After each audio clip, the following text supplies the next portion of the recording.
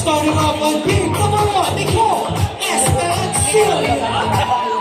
Nicole wants to be a financial advisor and her talent is drum and dance. And hop number one, Charlotte Huaga. Charlotte dreams to become a lawyer and his talent is reporting and dancing. Let me take you dancing.